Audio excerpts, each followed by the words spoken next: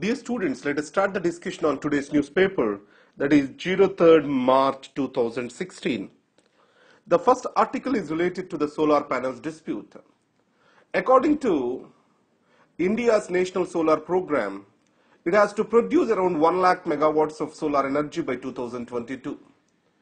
So, it is encouraging the private players to establish the solar parks, and it is assuring the buyback of the electricity produced in these solar parks. But there is one requirement they have to fulfill. The solar panels, modules, cells, they have to be procured from the domestic manufacturer. So this requirement is called domestic content requirement. Now it is challenged before the WTO by United States of America, saying that it is violative of the nationality clause. Now under WTO, any good which is produced outside the boundaries shall be treated on par with the good that is produced within the domestic market. So India giving a special attachment or a special purpose to the domestically produced good, it is violating this particular national treatment clause of WTO. Now, how India argued for this? So there are principally two arguments which India made. One is related to government procurement, and the second is related to the international law obligation. So based on this, it was talking about something called general exception. So with regard to the governmental procurement, there is an exception under WTO if it is for governmental purpose and not for the commercial resale, then nationality treatment can be excluded. Similarly, if India has an international law obligation under which it has to meet this particular requirements, then it also can be exempted. So what India argues is, under climate change, it has got an international obligation to fulfill. That's the reason why it is asking for the domestic requirement.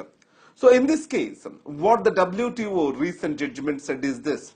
Now the purpose of the government procurement, it is not directly linked to the solar panels, but it is linked to the electricity. And this electricity is used for the commercial sale at the next day.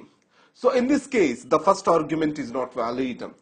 And there is no specific establishment that India has an obligation under a particular international law to produce something called to procure for, to eligible for general preference or general exception. Now in this case, what is our argument is? Now if you carefully observe, the green economy is the objective of the climate change talks, etc. Now if you want to produce the green economy, we also have to balance the livelihood needs. So in this case, to improve the livelihoods in India, the manufacturing sector need to be given a boost. So we can educate, or we can tell to the world that so the green economy can be possible only with the green initiatives, which will be possible with the sustainable livelihoods. And on the other hand, the profit shall not be the only guiding force for the various international trade regimes. Along with this, we can say in a positive argument towards the WTO judgment, the protectionism cannot be a solution for the international trade regime. If more and more protectionism is resorted to by every country, it is going to kill the multilateral trade regime. And also from the customer point of view, the cost and quality are the two important factors he considers. So the quality of the electricity will be improved with the quality of inputs. So Indian domestic sector has to become more competitive rather than shielding itself under the protectionist measures taken by the government. Coming to the Provident Fund reform. Now, it is Employment Provident Fund. You also have National Pension Scheme. Now, let me give you a synergy. Now, in every employee who is earning greater than 15,000 rupees salary, for him the employer has to contribute 12% towards the EPF. NPS is purely a voluntary scheme. Now, the money which is being saved in NPS, the person can choose who has to manage this particular is pension account. And the second thing is, how much of this percentage has to go towards equity, how much of the percentage towards the less risky choices. So it means there is a wider choice under the NPS. And added to that, NPS has got a more of a market element to it, where the money can go into more riskier equity investments. So, but on the other hand, EPF is managed by a trust consisting of the central government, representatives of the employees, employers, etc. So, in this case, as of now, the NPS is taxed, but not EPF. Here we need to understand what is meant by 3 E's. Exempt, exempt, exempt. That is, EPF is exempt, exempt, and exempt. It means at the time of earning, at the time of interest accumulation, at the time of withdrawal, nowhere it goes into the tax. So now what the government decided is, up to 40% of the withdrawals of EPF account are not taxed. But the remaining 60% amount will be taxed at the time of the withdrawals. Now, if that person is interested to convert this into annuity, and it will not be taxed for. So this annuity means the person will get the regular pensions from his account. So the objective of the finance minister is to create a pensionable ecosystem in the country. It is good, the objective is very well, very noble, but however, how it was sent across the people is a major thing.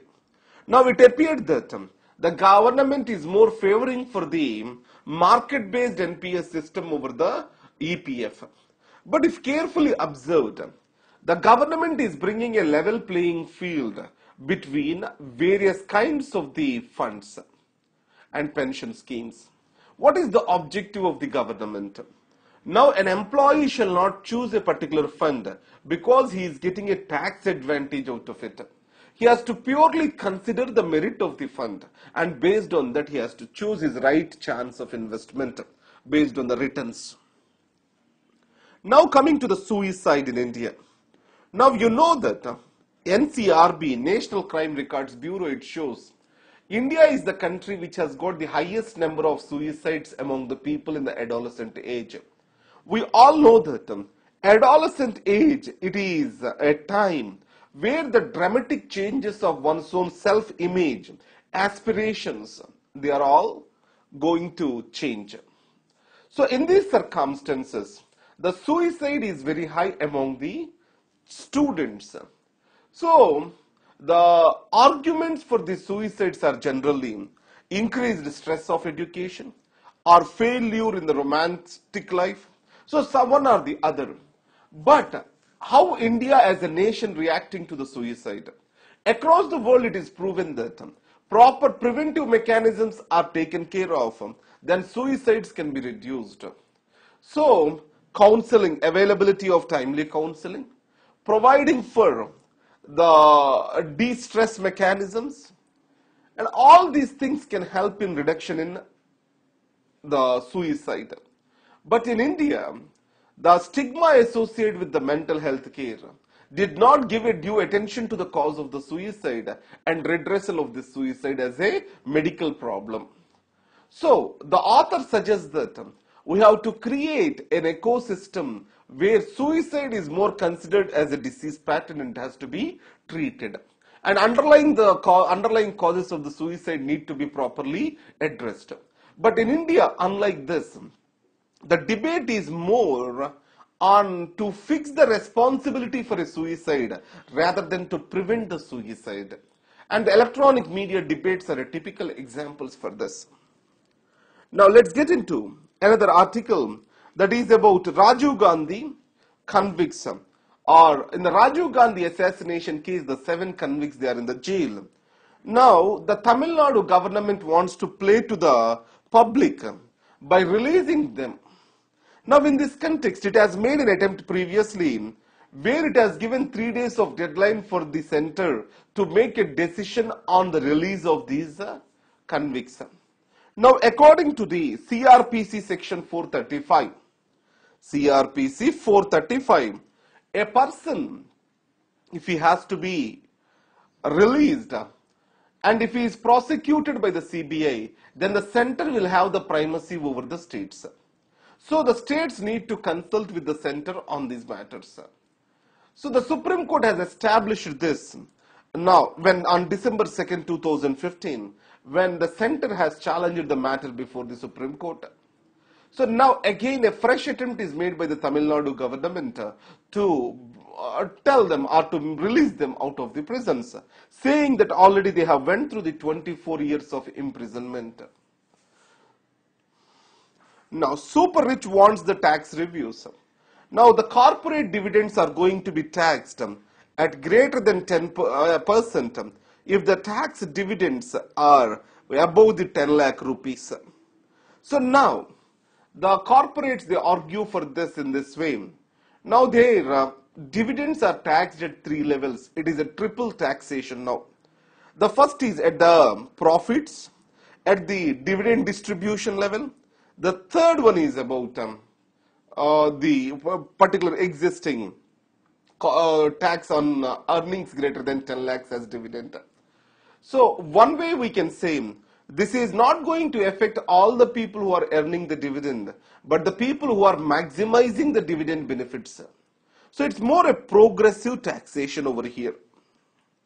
Coming to the ICDS scheme, we know that the NFHS 4 has exposed the situation in India where 37% under the age of 5 are stunted, 34% are underweight, and 22% are wasted. So that shows the long-term malnutrition and short-term malnutrition that is existing in the country. So in this context, so what we need to understand, the present budget has reduced the allocations for the ICDS further. So in this case, the nutritional initiatives such as National Nutritional Mission, Rajiv Gandhi National Creche Scheme for Children of Working Mothers, all these have reduced in their allocations under this budget. So now, as the problem is intense and the reduction in budgetary allocations is a cause of concern over here. Now, thank you very much. Now, yesterday I gave you a question. Let us have a brief 2 minutes of discussion on that question. I spoke about universal health care. Can it be achieved through an insurance model? What are the points we have to touch over here? Now the question is about do you think? So it means that the insurance scheme can be a solution to achieve universal health care. The first thing is insurance based system is a private healthcare service delivery model, and private healthcare can only accumulate in the profit making areas, that is urban centers. So how to improve the access to the rural areas is a question. Insurance model generally works on this proportion: the number of insurance takers and the number of claimants. If the claimants are less and insurance takers are very high, then the premiums will be less. Opposite to this, it will be high. So in this case, bringing the young population and universalizing the insurance shall be the objective. Then, with a huge young population in the country, the few claimants who are in the older age, then the program can be successful. And on the other hand, quality of the health care, the standards of the cost of the treatment also have to be regulated. The Amartya Sen also has clearly stated this. In every country, in spite of depending upon the private sector, public sector still has a role to play. So no country has achieved the universal health care without the state and its involvement. So it also applies in the case of India to improve the access and affordability to health care. So finally, if we carefully observe, there are many systemic challenges in the healthcare delivery, and we also need to focus on the preventive healthcare. An insurance-based healthcare system majorly is a curative healthcare system. So without proper focus on the preventive healthcare, and if we focus on the curative healthcare, it increases the cost of healthcare abnormally high. So these points, if you touch them, that becomes a good answer according to me. Now, when the question is asked, do you think? Try to give a constructive answer over there and express freely your opinion. Thank you very much and all the best.